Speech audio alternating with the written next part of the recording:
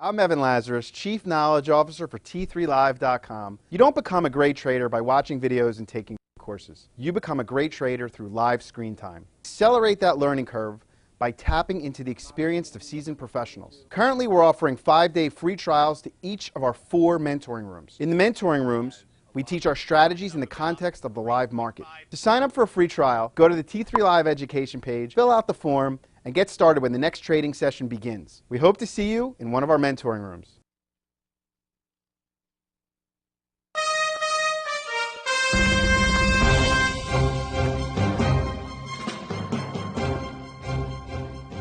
Good morning. My name is Scott Redler, Chief Strategic Officer at T3Live.com. And I'm Brittany Umar, and together we bring you Morning Call Express. So futures are pointing to a slightly lower open this morning after the markets have pretty much taken the breakout on Thursday and softer jobs report on Friday in stride. And before we get into the bigger picture, Scott, what do you think all of this means about the pace of purchase? Well, you know, rates started to really go nuts towards the middle of the week because we started to get a lot of stronger data, and then the jobs report came out Friday. It was a little softer. So with that said, you know, you saw the TBTs down a little bit, the futures were down a little bit, so a lot of people were trying to say, look, QE's not working. All right, it was one report. But anyway, what happened was we held above Thursday's breakout, and buyers came into the market the same type of composure we've seen for a long time now. So really not that big of a surprise. So every time the bears try to make an excuse on why we should sell off, the trends continue. So as far as the pace of purchase, I think that they've done a great job putting it out there that we are going to start winding down from 85 to maybe 55 or 60. Just a matter of it's going to be September, October, and I just think that each stage of this rally is just going to be a tiny bit different, but ultimately the trends have still been strong. Yeah, and it's actually interesting that reports of this possible terrorist attack have not even been able to shake markets that much. Do you think that this is just something that our world and our markets have become accustomed to? Well, I don't want to sound insensitive, but if you think about the terrorist attacks that have taken place, if you sold your equity positions after 9/11, never got back involved, how did you do? If you went flat after the Boston bombings, which were horrific, okay, and you didn't buy back the stock market, how did you do? So I think with the potential news of what can take place this summer, I think it'll, you know, short-term volatility will come in there. Hopefully something devastating doesn't happen. But ultimately, it seems like over time the markets repair themselves and continue their course. So with this type of headline, you know, I would have thought we would have done a little bit more, but it's really the markets, I guess, that strong. Right. So even as we head now into August, where things typically slow down, does it look to you as though this positive trend can continue? Well, we've been in a very strong trend since November. If you take a look at the chart of the SPX, lots of different types of movement. Okay, we started this trend down here in November. To start the year, we had a really nice catalyst right there. That was a gap and go to start the year. And then I'm not going to get through the whole thing, but we've methodically, with only maybe 3 different corrections, one here, and one here, with this being the biggest one, we've been holding trend. You know, this last move to the upside, you know, gave us 5% or so in July of gains. And then the question was right here. Could we digest above this 1670, let the moving averages catch up, and break above 1700 over the summer, or will it be in the fall? Well, we broke out. So now you want to take another close look here. All right, this is what active traders like me will be looking at, that trade, you know, on an intermediate basis, that have been trying to be in portfolio approach. Now the question is, if we could stay above this peak, okay, this is 1698, and then the 1700 breakout, the longer we stay above this area, I think the higher the probability is we see 1725 to 1740. So right now, you've had a big move. We've digested it. We had a healthy breakout with some dip buyers on Friday with that mediocre jobs report. So the longer we stay above this, I think the higher the probability that the trend stays the same, but maybe a little bit slower with less volume because it's August. And then if something were to happen, unfortunately, somewhere with these terrorists, then we'll see how that volatility hits the markets. Right, so 1720 to 1740, any idea what kind of timeline you would assign that to? If we stay above 1702-ish or 1698, we already hit 1709, it could happen before Labor Day. Oh, all right, well, that's pretty close to now. Let's check in on our different sectors. Most sectors do remain strong. We have the banks continuing to lead us, had a strong day on Thursday, but did take a little bit of a break on Friday. Yeah, just this part of the move is a little slower. You know, the banks aren't breaking out, but they still look good. You look here at the XLF, you'll see that, you know, we've had a nice move. This was the last breakout above trend. This is when we let the 21-day catch up. decent movement right here, and here's your highs. The question is, how many days could it sit above here? But the longer it stays above 2065 and goes sideways, the higher the probability this trend can continue. But ultimately, this looks good. Right, and retail continues to lead as well. The retail ETF broke out to a new high on Wednesday and saw upside follow through Thursday and Friday. So interesting to see if it can continue this week. Just continuing the trend. Now's not the time to get super excited about it. It was in the base, but you look here just to show the health of this group. This, not like the financials, but this one already is at highs. This was your last consolidation. So every time this has happened, you measure it. This was your last breakout above this trend line, and this took place, I think, somewhere around July 5th. Then it got sustained. Let the moving averages catch up, and then there you go again. So again, lots of nice action, especially in the XRT. And let me take a quick look at the RTH to see if they're new highs. Yep, they're on their way also. So two different types of retail sectors, ETFs doing well. And industrials signaled on Friday we may get continuation this week after making a new high on Thursday and then closing on highs on Friday. So how much will the industrials be on your radar? For those that like to go with the Dow Jones and some of these names, this is, even looks stronger than the financials. This already is at highs. It broke above this peak. So this also looks good. A lot to like there. Every time, it pulls in and it holds above the 21-day. This has been above the 21-day since the beginning of July. That, indicates a strong group. Yes, and home builders bounced back. The XHB was actually able to erase most of its losses from the sell-off 2 weeks ago, has reclaimed all key moving averages. Composure change here in the home builders? Well, at first we were trying to figure out if the composure changed to the downside because they've led the market for about a year and a half. And then with that, with the rates going higher, they were saying that, oh, this is going to stall the housing recovery. So what did it do? It just consolidated this group longer. So for this group to get back into play, more of an A play versus a B play, which it's been for a while, look at the chart. You look right here, you can see this downtrend. You have your high, lower high, lower high. So right here, it's bucking up against that. So I would say the longer it stays above this 30, the higher the probability we can get an additional trade through 31, and then it'll be on its ways back to highs. But ultimately, this has been a great place to be for investors and for people who actually bought homes in the past few years. There's always opportunities if you're looking for them. And ags did get hit last week after the breakup of a leading cartel that controls the potash market. The ags ETF did have a big drop on Tuesday and is now hovering in front of that gap from Tuesday. So what level does this need to hold? Now this is a totally separate type of trade. The last few groups I showed were leadership groups, good to hold, trending higher. This one has been battered, bruised, and it was always a weaker sector for the majority of this year. And every time we tried to play them, I'm always like, oh, you get a few day wonder, few day wonders, and then they lack. So anyway, if you're not in the ags and you're looking for a tactical trade, technically, you look here at this chart, you'll see them across the board. So here's the high, here's this whole trend to the downside, and here's this big gap to the downside. So what you have here is you have a lower pivot. Okay, so if anyone wants to come in for cheaper prices here, or if there are some shorts trapped, if the ags were to get above this 50.35, you could get a nice little day trade back to 51 and maybe even to fill this gap. And if you look at some of the stocks within this group, maybe let's just take a quick look at Mosaic. This one actually doesn't look like it's ready to fill the gap, but it's tight. You look at POT. This one also doesn't look like. So which ones are filling gaps maybe? I say, CF is where I guess that investment from Third Point was. So, this could be something that's been flagging here and can continue. But ultimately, MOO, if it gets in that gap, you're going to see some traders look for some cash flow there because there's a tactical setup. Well, there's been a lot of stock-specific action in high beta tech. We're going to go in the trenches with that group right after this quick commercial break. We'll be right back. I'm Mark Sperling, Director of Trading with T3 Trading Group and contributor to T3 Live. Do you trade on your own, but you wish you enjoyed the benefits of a large trading floor? With the T3 Live virtual trading floor, we deliver that experience to you on your computer. On the VTF, you can follow the long and short positions of experienced professional traders like myself, Scott Redler, and others, and listen to our live radio stations as we navigate the markets. In addition, you get the added value of a large community of sophisticated and like-minded traders. Your membership to the virtual trading floor also includes access to our two very popular newsletter products, Off the Charts and the Price Point Sheet at no additional cost. In my opinion, joining the room will be the best trading decision you will ever make. I would like to invite you to begin your membership with a 7-day free trial. To get started, visit t3live.com and click on the Virtual Trading Floor tab.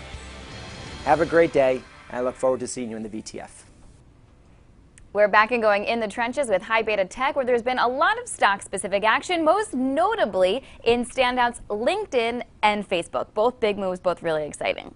Well, whenever you have new issues that come public and the companies have big arenas for growth, you have to take notice. And LinkedIn, which was 2 years ago, very successful IPO, we've watched this pattern, build. We talked about some stocks, in that like it was like that pledge class. It was LinkedIn, it was Dunkin', and it was Coors.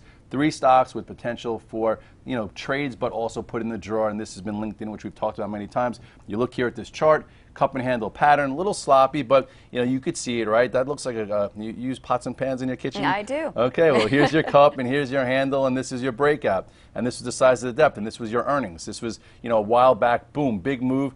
This time, here it was a little bit too light. You had 3 months of consolidation, and then look at where we are now. 235. You could have bought all you wanted here in the hundreds and got a double if you were a stock picker. If you're a trader, you treat it differently. So now what traders will be doing is they'll say, look at the size of this gap. Now the longer we stay above the low, okay, the higher the percentage we get on the trade. The question is, how long will it take? So maybe it takes a few days to absorb, and then you could use this as your pivot to trade against, and then the high here of 237,896. I think a lot of guys traded it after hours. Sperling, I think, was buying it somewhere in the low 200s, and he was doing well with it. For me, you can see my virtual trade floor. I put a call spread on. So the beauty of the virtual trade floor is, you could watch the morning call, you could watch the recap, you could look at our products, but if you want to see it go live, meaning when I'm buying it, that's right. When it goes green. You have to be a member there. And I think I did a call spread. Wednesday, Thursday, I had it, so it gave people conviction to go with it. Same way with Facebook. Something different. You could have approached Facebook so many different ways. And I got a lot of grief on this one because it was in my 2013 thesis. Barron's came out with an article, 15. You should have seen the emails I got there. Anyway, Facebook, you want to see a similar pattern here? Look at the similar pattern. Oh my goodness, doesn't this look a little bit like, LinkedIn's? With the cup, a descending handle, but the other one was a little bit more of a flat handle. So here you go. You could have accumulated it whenever you wanted if you were a stock investor or a stock picker. Or as a trader, you could have played it after hours because there were some points to trade against. This was your 29, here's your 32. Or you could have said, I'm waiting here, guys, until I see some commitment to this big gap. You saw it, and then the price to get involved was above 34.89. Now look where we are, and I think it was upgraded by Piper today with a 40-plus price target. So I do think it continues, and ultimately, you have to approach it however which way makes sense for you. Exactly. Know your time frame, right? Yep, exactly, on your risk. Well, even Apple is providing opportunities. It's been acting well since earnings. Where does the trade remain here at this point? Well, Apple I want to talk about real quick because this, we talk about technical tactics, and everyone knows Apple from 700 down to the 400s has been a horrible ride for investors that stayed involved. I trade Apple many times a week for the past few years, and I did try buying it a few times on the way down, took some paper cuts, but I never had a gusher that put me out of business because I wasn't just buying. So when earnings came out this time, everyone's like, Red Dog, how do we know if the composure changes? How do we stick with the trade? So I'm going to go over 3 different tactics within Apple to show you how you could have stuck with it. First one here, go to the chart. You will see this was the day of earnings. Okay, I'll even give you a little closer look. Here's your day of earnings. You had a gap up, right? This is where it closed. I believe it closed, somewhere around 418, gapped up, and you saw commitment to it, a 3-day flag. So on this day, you could have bought anywhere between 435 and 440 versus the low. And then once it came above there, this was your tactical add, about 441. If you missed that, you had this high here of 449.59, gave you a 3-day move, digested again, and then on Friday went above 457 to close well. And now you have the news that the U.S. is not upholding the ban on some of their products. It's up $3, $4, and that's how you stay with the trend, using a tier system, using technical tactics. On this, I'm still long Apple. I probably will trim some into the open, and if it, and then if it stalls again for a little while, I'll measure it and continue to go with it. But at this point, it's been a nice move. Yeah. All right. Well, how about Amazon? Potent move after earnings. Does seem to be digesting some, which appears to be healthy behavior. But what do you think? Is it just taking a breather before higher prices? Well, this one seems to always just take a breather, and it's close to historic highs. So, earnings were soft. People thought maybe they would finally hit it, and they didn't. This has been a little tricky in this upper range, but I'll say right now, here's your 21-day, which it's holding. The longer it stays above this, let's say 301 area, the higher the probability we can get another trade if it were to take out this 306.21 area. So here's your lower pivot. here's your upper end of the range. And last time it took a long time before going again. Look how long this methodical mess took, before it broke above 272 or it broke above 285. So just don't be too quick to be getting involved in this if you don't have to. But ultimately, as long as it holds this area, I think that it's still in the game for historic highs, but I'm going to take it day by day there. What about Google? Reclaimed all key moving averages on Thursday and held up well on Friday. Is this going to be on your radar for continuation today? I think most people were looking at it last week to get that trade above 890 or 895. You look now at the chart. Okay, it seems like it's trying to get back in motion. All in all, you have a nice trend here. Okay, this is your historic highs, which it's very close to. This was the trade that I think you were just talking about, this little downtrend trade when it got above the moving averages. You take a closer look at it. I would say now the longer it stays above this 895, 897, the higher the chances that it just goes back to these highs and goes on that road to 1,000, which I think every analyst out there has been putting. So at this point, it's channeling and it's just moving higher. So there is opportunity there, and these trends just continue to hold. Netflix, on the other hand, has showed some relative weakness. Is this one at this point that you would be avoiding, or is there some type of trade there until it changes composure? I think there was a negative article in Barron's about Netflix over the weekend, so I'm not sure where it is right now. But ultimately, Friday, it did close a little weaker. So you look at this chart here, you'll see after a lot of moves to the upside, this, some would say is a little bit of a bear flag, right, where you have the pull to the downside, consolidation down here. It could have broken two ways. It could have broken above 250 and continued, or if it breaks this area, it could come and see this 232. So I would say if it closes below 240, short term, you got to get out of the way and see how it handles this moving average here down to 232. All right, time for some quick hits here. Let's talk Tesla, which gained nearly 2% on Friday to close at its new high of 138. Should we expect continuation here today? About a month ago, I was on with Deb from the street. We talked about, potentially 140 to 160, and that was a long time ago. And now we're close. You look at the chart here, still lots of different movement. You could have made money short and long here. This was a few different potent top areas, and then finally, this was when Goldman put that downgrade. He was at exhaustion gap, downside, red dog reversal right there. Then you saw it move higher, digested, and here we are, close to 140. Just be careful. Earnings are this week, so we'll figure out a better strategy then. All right, and sticking with Elon Musk, SolarCity is basing above its 50-day in a tight range. Does it look like it's getting ready to break out to you? You know what? I haven't looked at this in a few days, so let me look. You know what? I'm not that good with the solar stocks. I know Sperling is much better, so you should be tuning into him. But overall, I think last time we talked about it, or one of the few, was right around here, okay, when it broke above this area. And since then, I guess it's been still ranging out. You do have a small downtrend here. I would say if it starts to get above really 42.79-ish or 43, perhaps it goes underway. But ultimately, getting back the 8 and 21 day still looks good. It just hasn't had the type of movement it had a little bit earlier in the year.